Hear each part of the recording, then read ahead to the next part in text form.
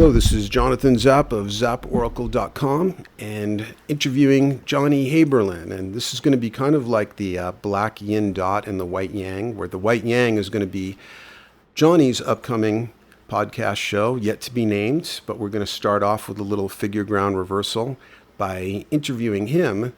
And later he'll be interviewing other people about things related to the singularity as he sees it. But I'm going to introduce him. He's 25 years old. He's lives in Boulder, Colorado, but his family is in Uruguay, where he spends a lot of time as a lead horticulturist of an experimental permaculture farm that his family runs. And he's a graduate of Colorado University in evolutionary biology and ecology. And I'm going to start off by asking you about your relationship to plants, because you seem to have an immense enthusiasm for understanding plants. And it's something that, I grew up in the Bronx and wasn't that tuned into plants and probably more into gadgets and things like that. But, if you think about it, during so much of the time human beings were around, 99.5% of the time the human form was around, we were hunter-gatherers. And so there was a hell of a lot of people whose intellectual energy went into and intuition went into understanding plants and all the distinctions, and that became a largely atrophied part of the psyche for a lot of people. But some people seem to be bringing that back. It might be part of what Terence McKenna called the archaic revival. So you're from a new generation, the millennial generation, and yet you seem to have this intense enthusiasm for working with plants. Like when did you first notice that in yourself, and what got you into that? Well, I moved to the Big Island of Hawaii and just sort of accidentally went to this permaculture intensive over a weekend, and I just became in contact with all these amazing people and this culture and how they all use plants, and that just set me off, and I just went for it. Well, what can you tell me about I hear this word a lot, permaculture. I've got a vague idea of what it is, but what can you tell me about the permaculture culture? Because from what I just heard from our mutual friend Josh, apparently it extends to everything from economies to the way you manage your own health. What is the permaculture, and what did you find so attractive about it?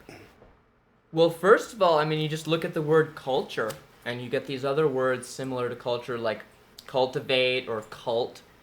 So, your culture is really who you're worshiping. It's almost like which god are you praying to? And permaculture, it's always associated with permanent agriculture and these sustainable agricultural systems. But I'm more interested in it as a culture that extends beyond just agriculture and into more of the values that people hold and where they put their energy and how they live their life. So it seems like it's sort of like the opposite of exploitative capitalism. It's like if they described famously in Rolling Stone, Goldman Sachs as like a vampire squid that would just stick its probe into things and just suck all the juice out of it. But permaculture is sort of about keeping a flow of energy going. Would you say it's something about energy, or more about open energy systems, or how would you relate it to energy? What is it that makes it more sustainable? Well, yeah, it's totally related to this energy transfer between us and everything else. And so the relationship between human beings and plants as a more sustainable relationship.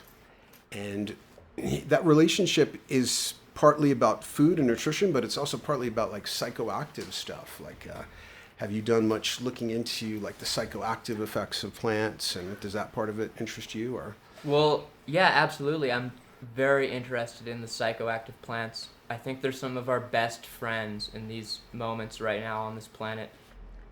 And even the non-psychoactive plants, on a very basic energetic level, this whole system is built off of the photosynthesis metabolism. Plants are the first people that learned how to turn sunlight into energetic molecules that everyone else can use. So really, they're the basis of our energetic economy. What was really interesting there is, I always think that like conversational slips are meaningful, is you said that plants were the first people. And I think Yeah, that that's really interesting because I kind of grew up thinking of like plants as commodities and stuff. There wasn't a whole lot of plants growing in the Bronx that I paid much attention to, really. But for you, they're like people. They have personalities and life cycles and so forth. Like, is there anything you can riff on like the people plant thing? Is that meaningful? well, yeah, I don't know why I refer to them as people. They're fellow organisms, but I mean they have their cultures just like we do.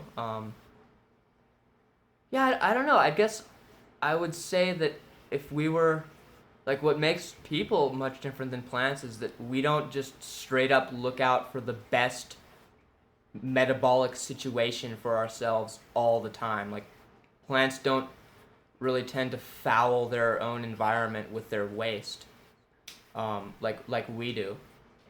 So I consider them as just sort of a more perfect organism. They're just completely aligned with their own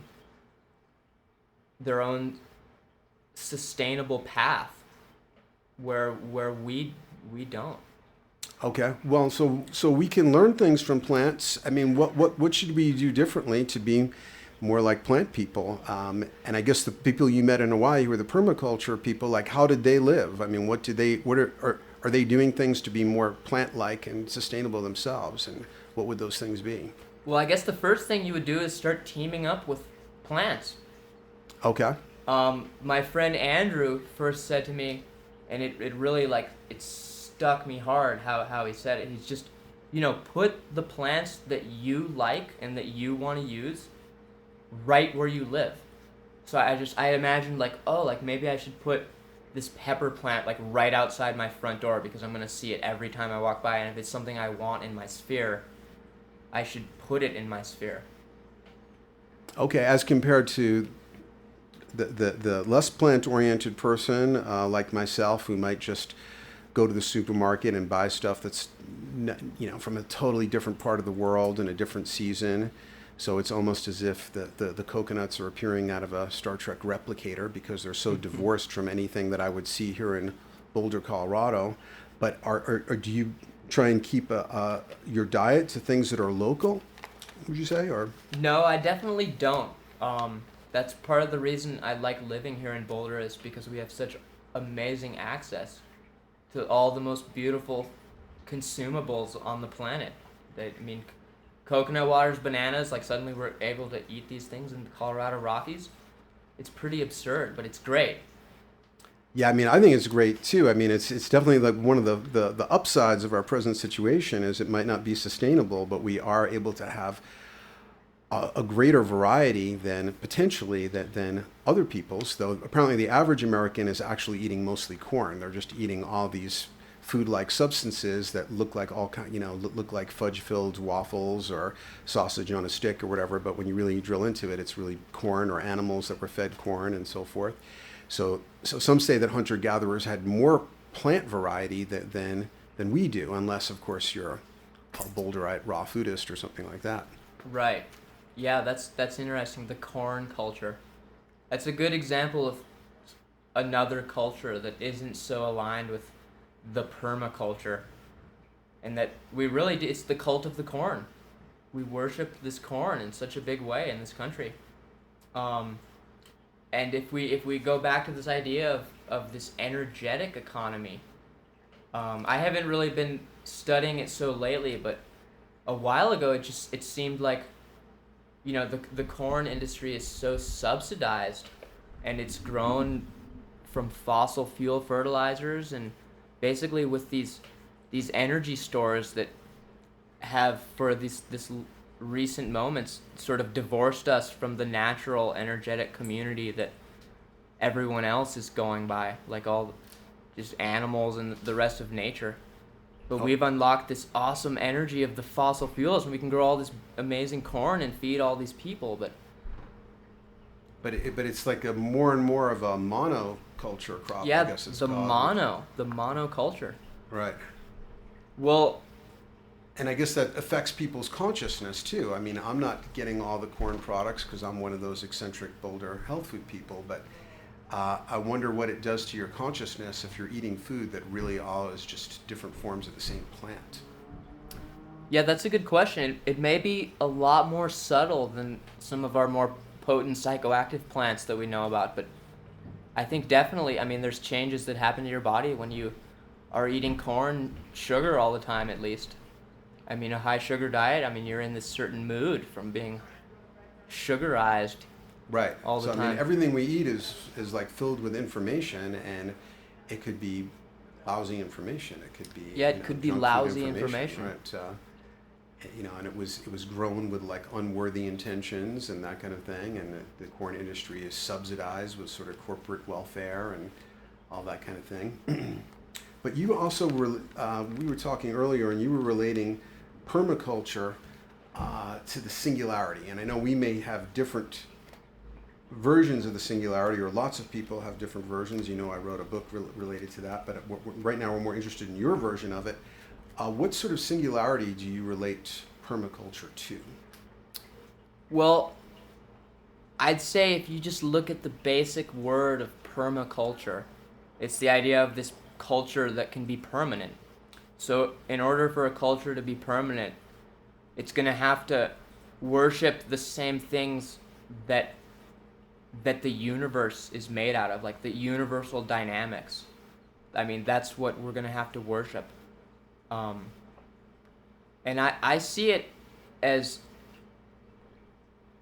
a sort of like a marriage between the human mind and the universe.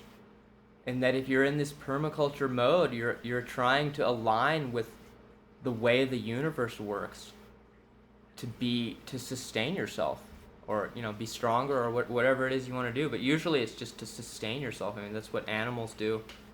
That's the name of the evolutionary game, is to pass on your genetics to the next level. So if you can do that better and better, that's a really good way to go. And that this singularity is like a dissolving of this egoistic bubble and returning back to this bodily consciousness that we emerged from, that was crafted by the universe. And if we can just be in this body consciousness, that's very singular with the rest of the universe. It's not like a technological singularity, it's more like a singularity of mind and universe. I know that's pretty like far out and vague, but No, I mean, I think it makes perfect sense. I mean, I think what you're describing as a singularity is got a lot in common with what Terence called the archaic revival, where it's about undoing the insanity, the unsustainableness, and I like the word sustainable better than permanent, just because permanent to me sounds lifeless, or something's, life is change, and so I want it to be a sustainable, dynamic thing, and so I think maybe permanent is a poor word choice, but I guess that's up to the permaculturists to choose their own words, but but it seems like it's about going back to where the cosmic laws are respected, and therefore you're kind of flowing with the principles that allow things to be sustained. But I guess I kind of wonder, is that sufficient for as novelty generating species as human beings? I mean, like bacteria live perfectly in accord with the Tao of the cosmos and so forth, but did we just make a mistake leaving the rainforests and ceasing to be hunter-gatherers? Or is there some new version of respecting cosmic laws that could allow for greater novelty and allow me to keep my iPhone and things like that? yeah, I feel like there has to be a new version. I mean, we definitely didn't make the wrong decision by whatever it is we did, leaving the rainforest. Okay. Or however you want to put it, becoming modern human beings. Okay. Because I know that there's like a version of anarchism, I think it's sometimes called green anarchism, where people feel like we just, we should just crawl back to the forest, and we just made a mistake making anything more complex than a flint axe and this kind of thing. And I don't think it's a mistake. I mean, there's a lot of collateral damage, but I think the novelty is great. So how can we do this singularity, incorporating these permaculture principles, but still allowing us to have the internet and things like that? Well, Yeah, no, that's a really good question. I'm thinking about that it was in these more recent years that we're talking about becoming more modern, and that we've developed this sort of mirror of the world that's in our minds, and that allows for a greater creativity, and I think that we're like approaching a more whole mirror of the real universe that's contained within our minds, and that if we weren't to have developed all this beautiful technology and this awesome modern way that we do things, we might not be able to develop a model that would allow us to unlock the sort of greater singularity consciousness. Yeah, I don't know. Okay, so part of it is that we're getting a more and more complete idea of what those cosmic laws are. And because we are animals that have that interior space where we can create like a mirror, a simulacrum, a something of what the cosmos is, a simplified, lower resolution picture of it, of course, but some kind of a picture that allows us to kind of, I guess, tap into the source code and be able to manipulate the cosmic laws more, but without gross violations that threaten life on the planet and that kind of thing. Is that more the sort of thing that you're talking about? That's what I'm talking about. Okay. Mm-hmm. And what can we do that will bring us closer to that? And it doesn't have to be everything, but like, what are the things you find in your life that help you to move in that direction? Well, that's a good question. Of course, people can be really helpful. People, friends, teachers, information from people. But in my own life, I've found that I've learned so much just from plants that interact with your nervous system. I mean, some of these shamanic sacred plants, they really are our friends right now. And for me personally, they've taught me more than more than any single person has been able to teach. They're really good friends for learning yourself and sorting through your own information and trying to get your internal world to mirror the external world, or become more. Well, now I know you, and we don't have to get into this if you don't want to, but I know you lived in South America where you could legally partake of more of these kind of plants that you're talking about. Could you give us an example of one of these kind of plants that you feel has been a teacher for you, and what kind of things you've learned from it? Well, yeah, ayahuasca is a great example. For those of you who don't know, it's a plant mixture from the Amazon. It's basically a magic potion. Most traditionally, just two different plants combined in a really thick brew, and that medicine, if you just go looking for it, you can find all sorts of sort of seminar centers or retreat centers that facilitate this experience. And when I was a senior in high school, I went to Brazil to this, it's what's now called the Vine Healing Center. And of course, the vine is the magic plant that they call ayahuasca. And I was just with my father, and my mother had recommended it, and it was just my dad and I, and the woman who fed us the medicine, and she just had us state our intentions and provided a really stable set and setting, and then we just interacted with the medicine. And I couldn't even believe how amazing it was. It was like tapping into this mind, and just so healing. For my body and my all levels of my being. It's like a truly nourishing sort of food. And the fact that you had your parents take you to this experience that was happening legally in this country, and is also part of a rich tradition in that country that goes back thousands of years, I believe, with the Amazonian shamans and so forth. It's just such an amazing contrast to the U.S. educational system that demonizes the natural human impulse to take plants to alter consciousness. And yet the results of the American education system, and I was a teacher in it for 14 years, are often so dismal in terms of creativity and people having their own connection to the muse and being able to learn in this much more deep and mystical way. But what kind of things, do you remember what kind of things you learned from the interaction? And did it feel like you were just, had your consciousness altered, or do you feel like you were interfacing with another consciousness? Well, if it was just me, my consciousness being altered, then I gotta say, good job, my own consciousness, because I can't imagine thinking up these things all by myself. I mean, if it was only me, then that's amazing. But if not, and it is some sort of other intelligence interacting, that may be the case. That's what it seems like to me. And I remember my first sort of really clear lesson was I saw this snake in sort of my dream vision world, and a little red flag flew up, and I was like, uh-oh, like snakes, uh-oh, like reptiles, cold-blooded energy, like I don't like that stuff.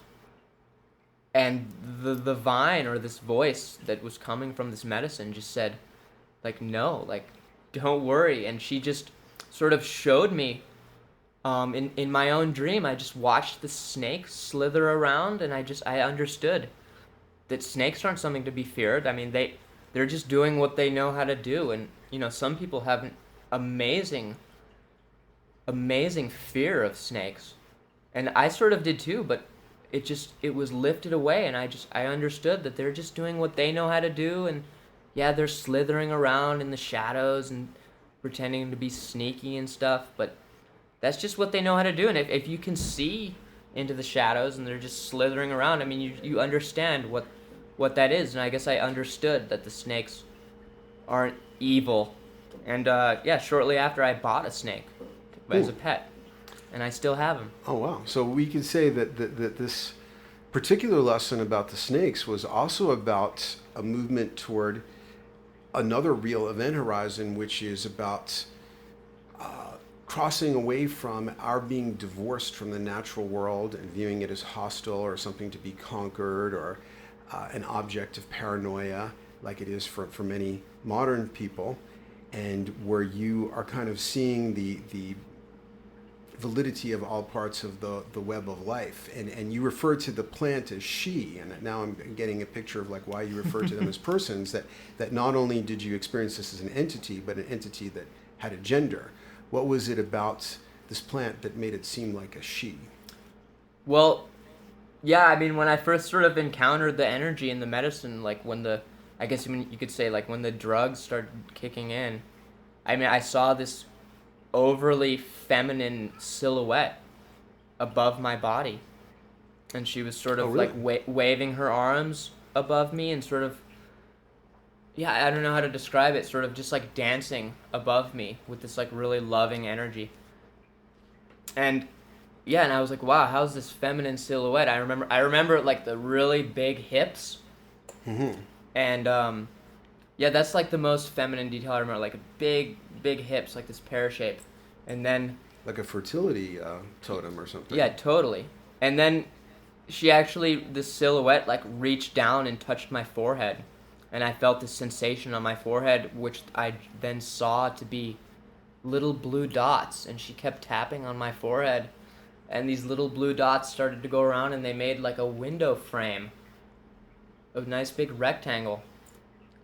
These dots were the same rhythm as her touching my forehead. And then this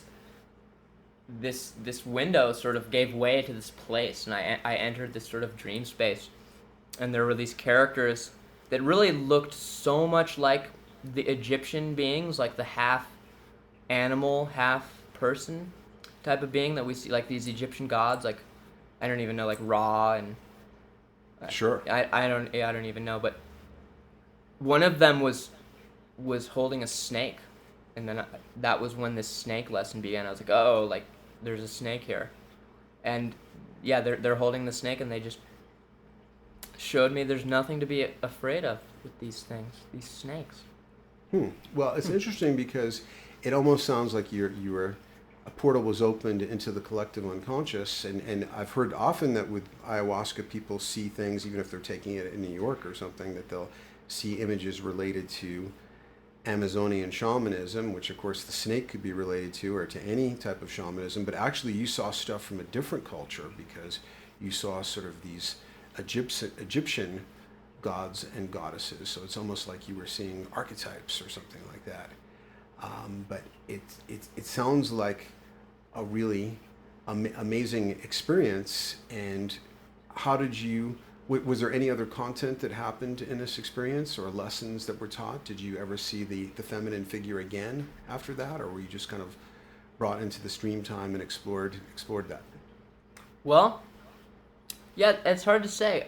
I mean, I suppose it's possible that I could have been sort of subconsciously indoctrinated by other people who are talking about ayahuasca and that they say it's a feminine plant, a feminine spirit.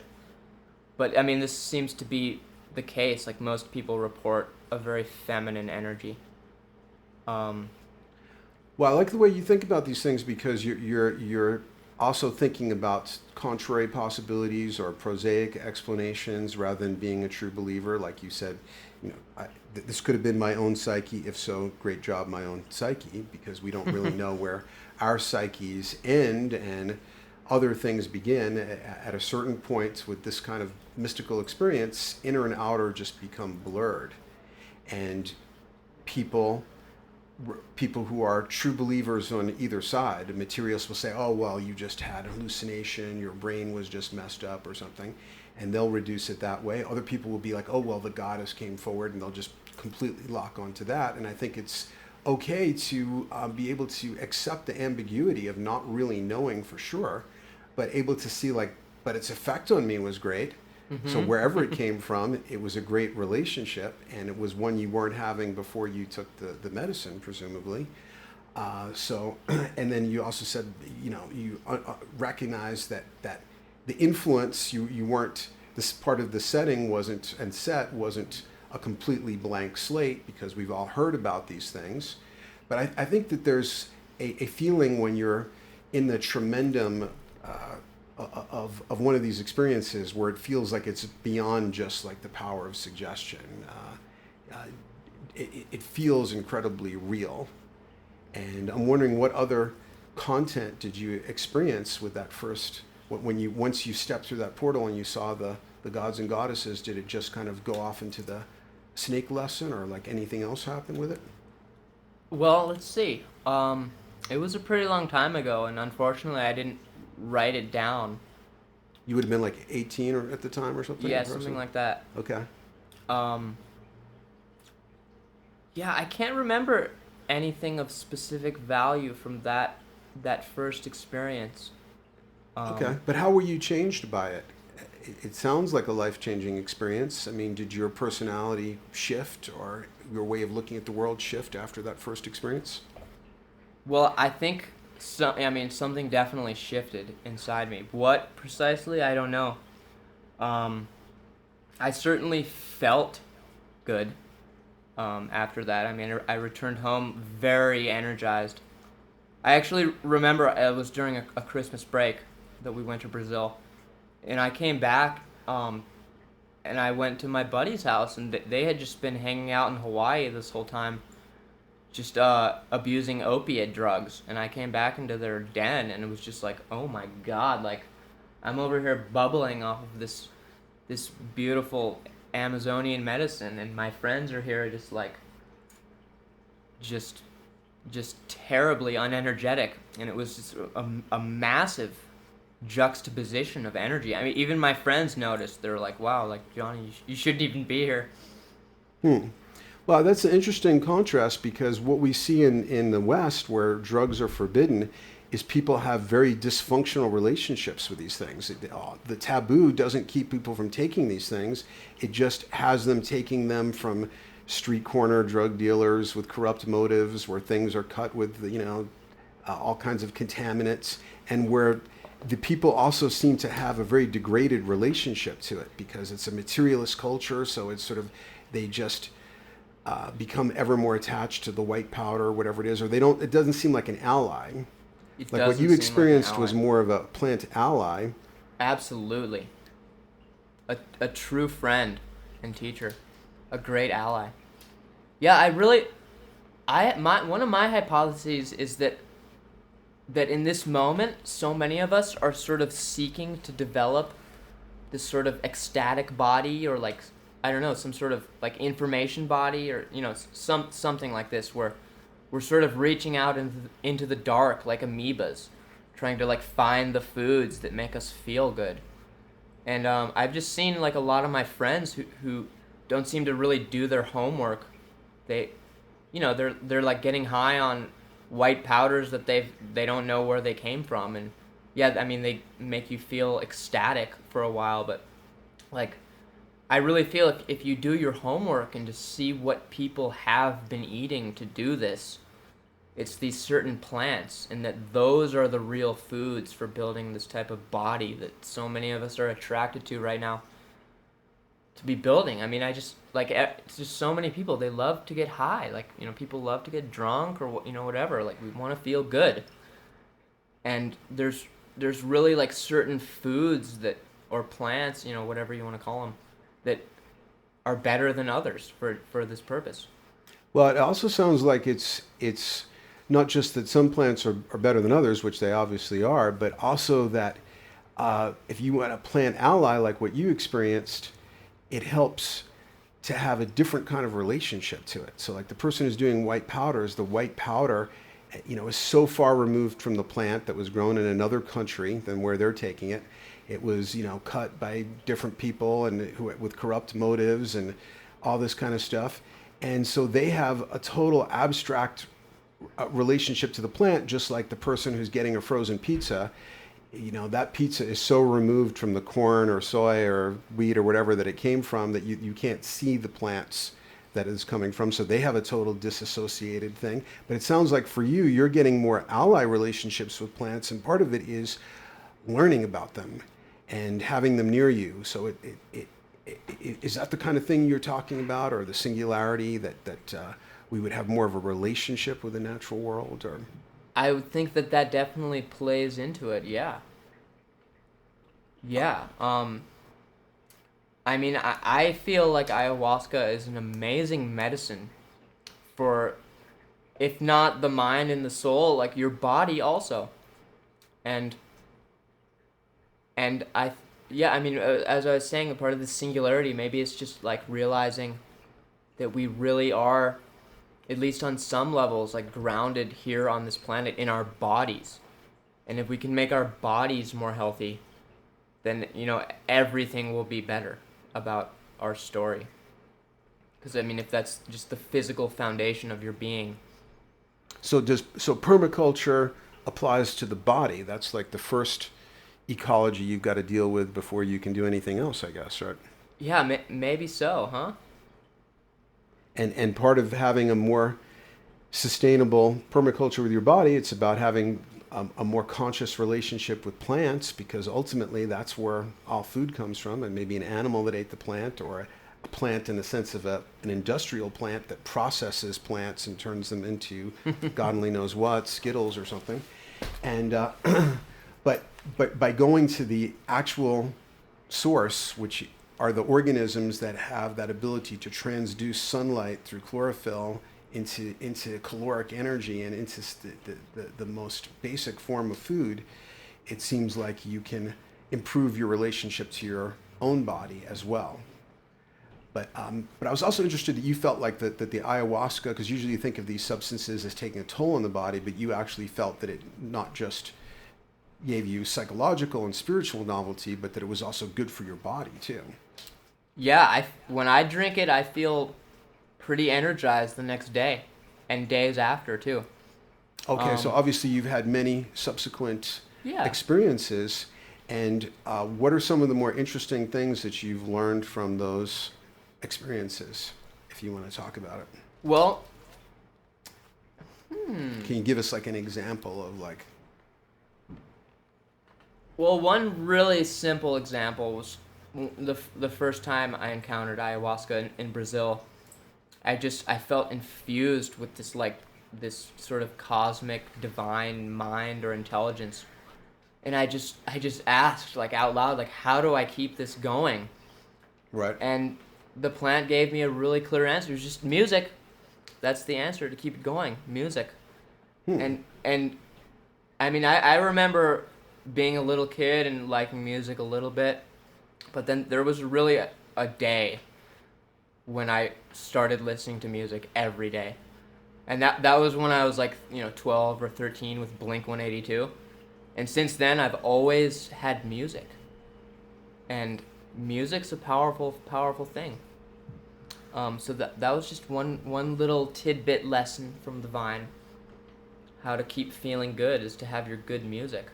Well, I mean, it seems like the Vine sounds like it's sort of the voice of the left hemisphere, or that it's because music, of course, is left hemisphere, so it's sort of encouraging you to go in that direction. It sounds like. But were there any experiences where you were shown visions or taken on a journey or any of those kind of things that we've hear people report related to ayahuasca? Yeah, a handful. Yeah, some of them can get pretty far out. When I was 23, I had a brilliant adventure with this medicine. That's really just like it's too big of an ordeal to even get into, but I really experienced this archetype energy that Jonathan talks about, the singularity archetype. And yeah, I mean, I don't really know what to say about that experience. It was a big life-changing ordeal for me. When you say ordeal, you mean it involved suffering? I mean, I guess I'm tempting you into talking about it, and it sounds like it might be something you don't want to talk about because it might be too private or just explode the language envelope too much to try and put it into words or something. Yeah, I mean, I feel like I could just start talking about it and we just get lost in it. A good long while. And okay, well, let's move on to something else then. You are going to be, this is kind of setting up people to know more about you, and then you're going to be the interviewer and going to be doing your own show that's part of your whole singularity investigation and movement toward that. Like, what are your intentions for the show? Like, what do you want to share with your audience?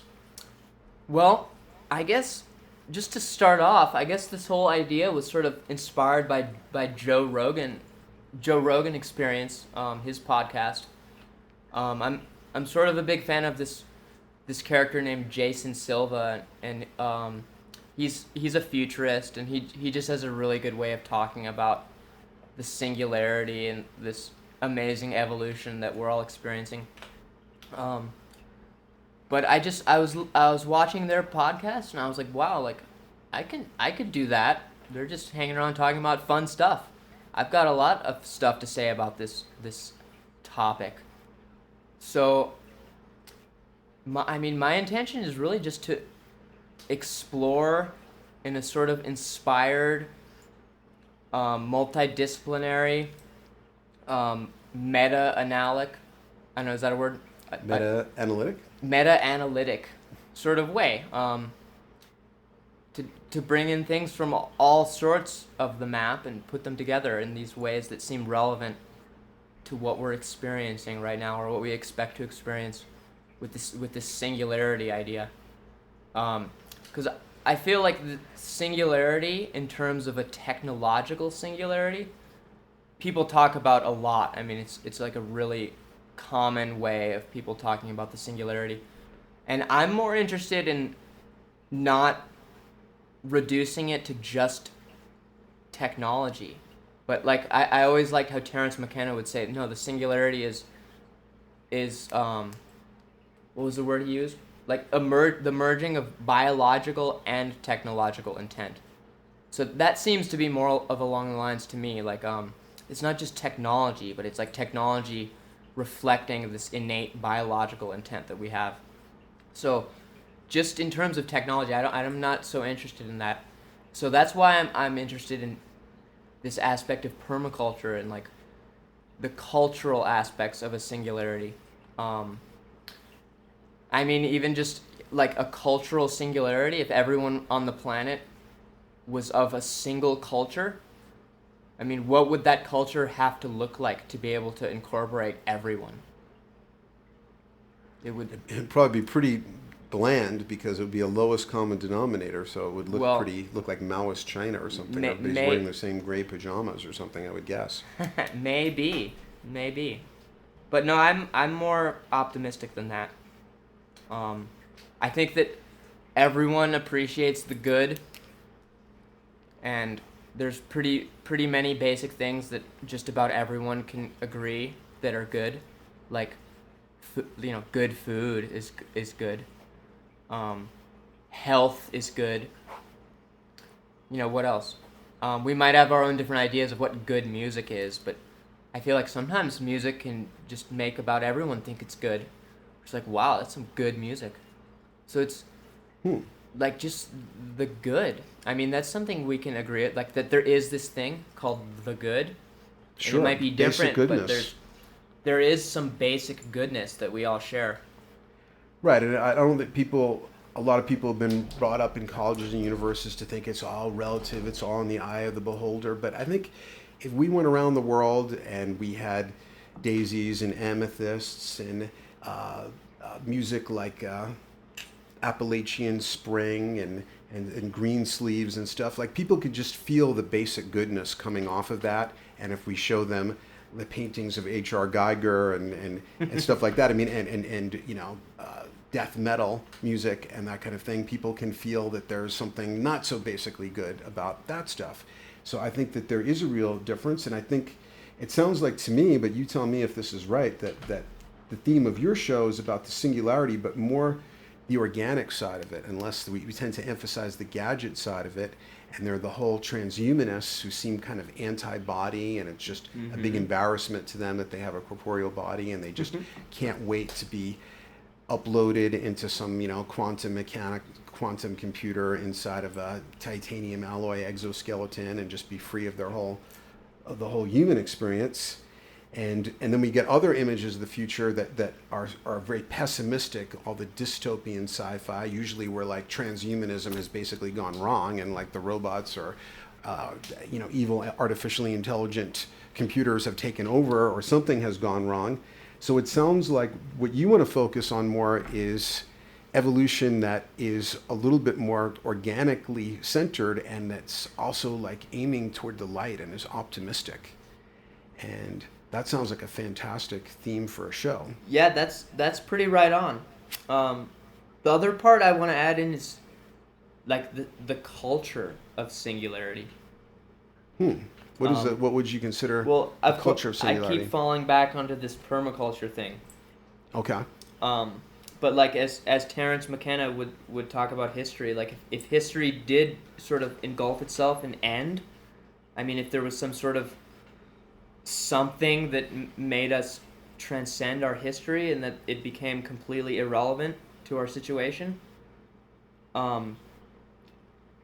there's a very cultural aspect there to me. Culture. Okay, so the transformation, the evolution is going to come out of human culture, which is a thing that is both a product and something that fosters different types of human consciousness. And I'm kind of from the humanities rather than the science, so I'm all for that. Would you consider, like I probably do, Burning Man as a singularity culture, even though it's not a sustainable? You've been to Burning Man. Does Burning Man have any connection to the singularity culture? I would say absolutely. I mean, you get all types of people there, and they sort of all appreciate each other on some basic level. Okay, so it's not a monoculture. It's not just all like people who are studying mechanical engineering or something like that, having a convention. Yet they all share some set of values on at least some level. I mean, they chose to go into the middle of this dusty place just to party for a week or to explore whatever it is they want to do there. And I mean, that's a culture. That culture isn't so concerned with, basic things that other cultures are concerned with, like what you might wear, what your hair is like, or like really basic things. And yet it's very into costuming, so you're allowed to present yourself in very strange ways. Right. So it's like, it's very open. So it's more open to novelty. It's not judging people against a single standard, like, you don't have, you didn't tie your tie with a Windsor knot, and that kind of thing. It's sort of, it's into dress and into looking certain ways, but where anything goes, basically. It seems like it's Right. It's opposite of monoculture. It's open to this exploration of novelty, and I mean, if someone finds some new way to dress that is cool, other people might think it's cool at Burning Man, because they're like after coolness, or they're exploring like what the good stuff is, and it's open. It's like open to evolution. It's not a culture that wants to hold on to what it was last year as much as, I mean, of course they do want to like keep this Burning Man culture alive. So they do like hold on to the past a little bit, but within that structure, you can just do anything you want with it. It's the Right. opposite of a monocrop. It's not like, instead of everything has to be corn, or every guy has to be wearing a certain type of dress to be a regular guy. You could, look like a cross between a time bandit and a Las Vegas showgirl, or like however you want to dress, is perfectly acceptable. well, like, yeah, like if we just think about systems, like let's say we've got like a computer system, or just some program that has very basic amount of information, and I want to say that would be something like a monocrop corn agricultural system. We've got like very low genetic diversity.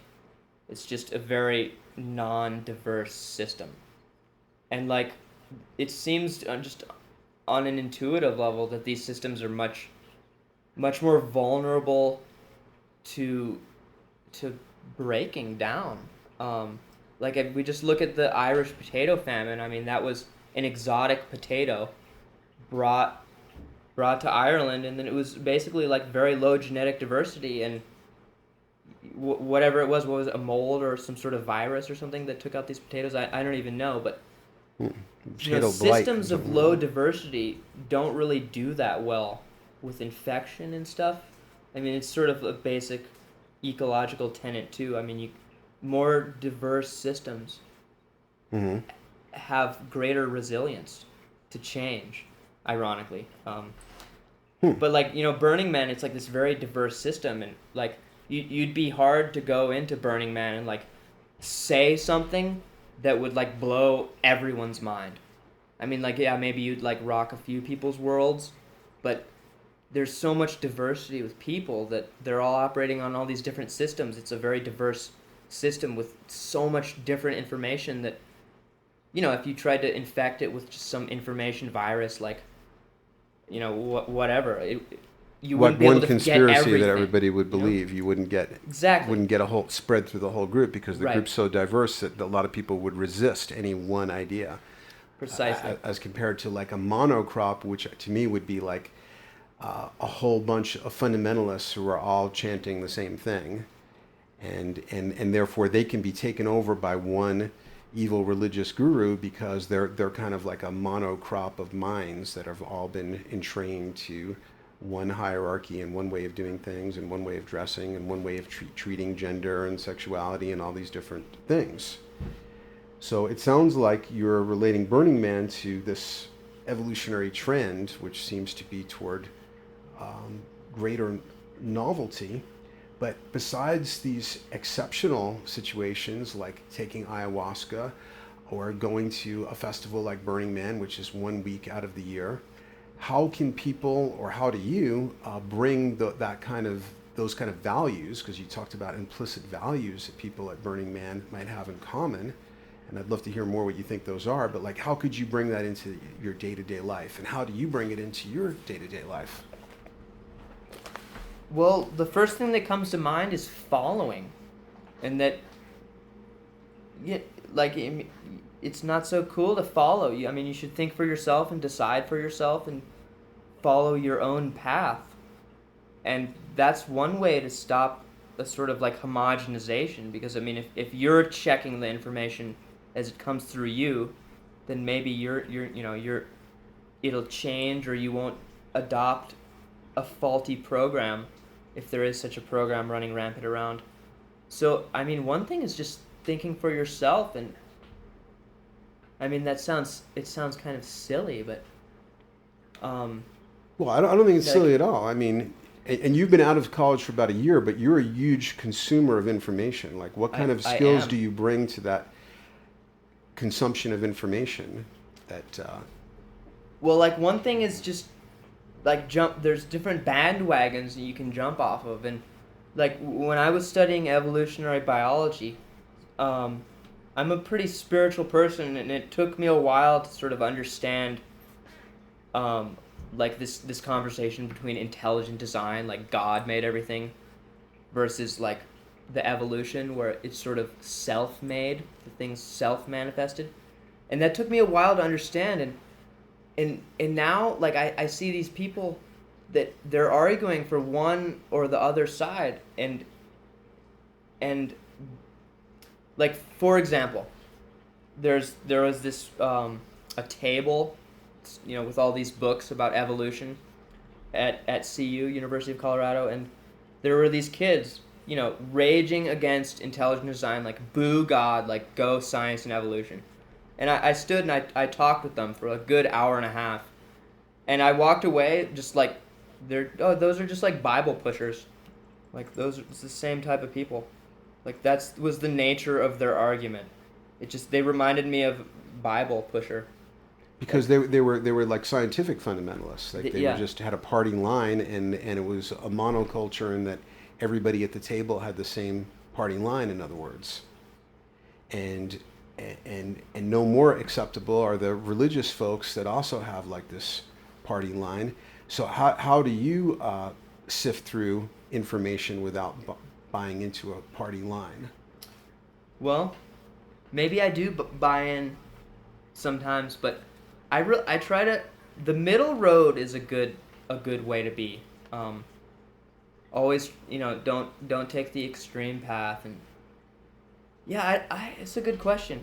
I'm really into this multidisciplinary aspect. Like, I think it should be rather easy to integrate like super spiritualism and like hardcore evolutionary theory. And Mm-hmm. like commonly those two things are sort of at odds. And why? Um, and I'm quoting someone, I don't know, I can't remember who they were, but it was beautiful, they said, yeah, I mean this argument between God and science, like it's just between like bad scientists and bad religious people. Like if you get either really great people on either side, you see they're not like way off on that side, they're more of in the middle. Um, Because it's one truth. If we're looking at the truth, whether it's from a spiritual point of view or a scientific point of view, we should be able to have some kind of communication because we are still beholding the same phenomenal world. right.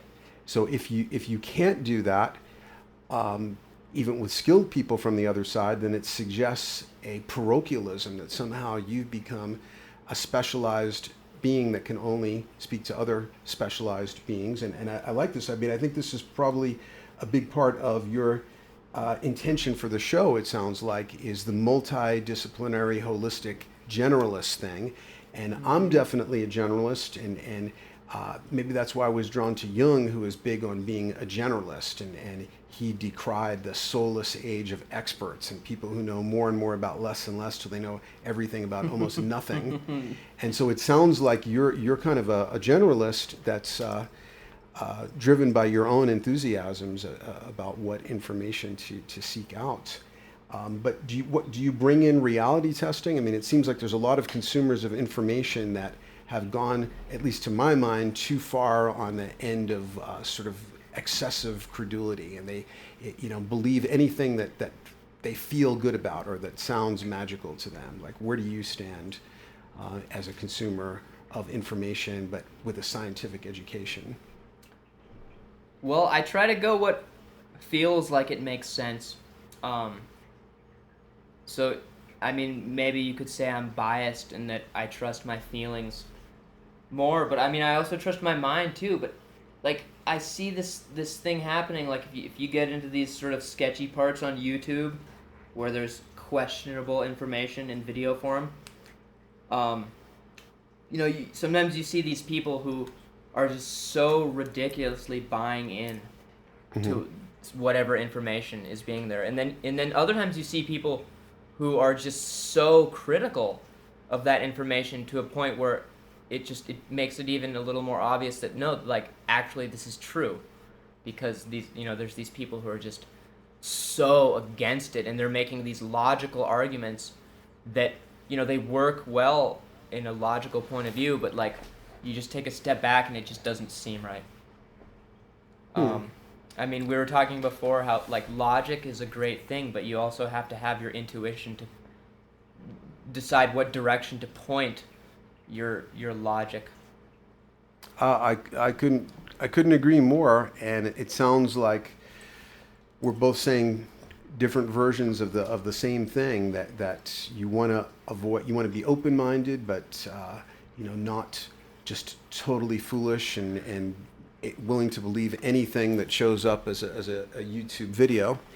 But so you want to bring in your critical faculties, but you don't want to bring them in to such an extent that it sort of sterilizes things, and you just start to attack everything, or identify pridefully with being a debunker and that kind of thing. Yeah, the debunking, huh? Yeah, Mythbusters. It's a funny show. I've been impressed how poorly scientifically created. I don't know, how would I say it? Like, their experiments for debunking certain things are just pathetic in my mind. Some of them. I mean, I'm sure I should think of some examples, but I mean, in terms of like scientific it's like methodology, straw man. They like in rhetoric, where you just set up something to fail, but it's not really a true representation of that other point of view. But you just create a straw man that you can cast down. And because I've never watched the show, but it's all about debunking things. Well, like back to this, what we were talking about, about balancing or reality checking or whatever you want to call it. Just recently, there's been some interesting activity I've been a part of on Facebook. One of my friends put up this article where this basically like this hippie was talking about, maybe GMOs, genetically modified organisms, aren't that bad, and he just went into exploring that like, there's a lot of potential in this technology, and I absolutely agree. And I replied to this post. I was like, yeah, like that's great, but I still feel the same way, in that the people who are really utilizing this technology like don't have values that are aligned with the collective, and like really are a sort of toxic organism to this planet, from my point of view. And I'm not alone.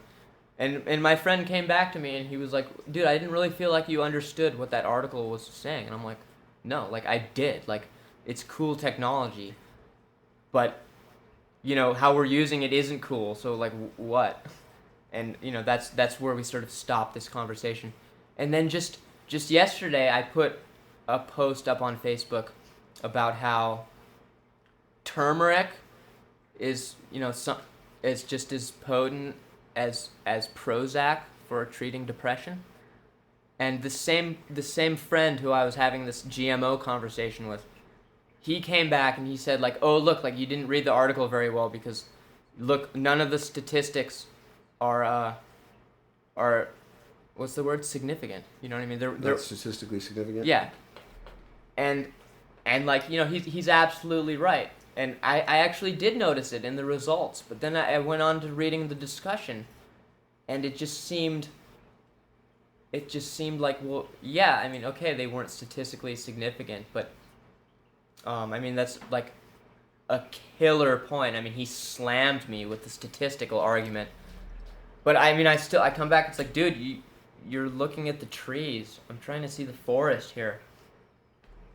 Well, what I like about your point of view is that you're not just identified with the party line of a particular subculture, because the subcultures that you and I might feel more comfortable with are sort of monolithically anti-GMO. And there could be some good application for genetically modifying organisms if it just wasn't in the greedy wraith-like fingers of Monsanto that, has such corrupt motives and so forth. But it doesn't mean that the whole idea of genetically modifying things. Paracelsus, the great alchemist, who was a big influence on Jung, said, probably during the Renaissance era, that man was here to finish nature. We are an interventionist animal. And so I'm not against the idea of it in principle, that it's just a Luciferian usurpation of power, because Mother Nature created, as Terence put it, a technology extruding animal that was going to break into all these things. It's just that, can we do it in a way that's a lot more responsible and that's more aware of those cosmic laws and isn't just looking to like the fourth quarter profits and that kind of thing. So, but it sounds like you're open to people challenging things scientifically, as well as people presenting alternative ideas, and so I think that's a great combination. It gives me high hopes for your show, that it's going to be multidisciplinary and open to reality testing, but also to totally new ideas and to an optimistic and organic side of a new evolution. So I'm hoping to hear your next show, where I won't have to do any work as far as being an interviewer, and I'm going to get to hear the amazing content that you're going to be exploring with somebody else. Well, great. Well, thanks for the interview, Jonathan. Okay. Great talking to you, and I look forward to hearing the first podcast. Thanks. I look forward to doing it. Okay, awesome. So this is Jonathan Zapp with Johnny Haeberlin signing off. Thanks for listening. Over and out. All right, we did it all in one second.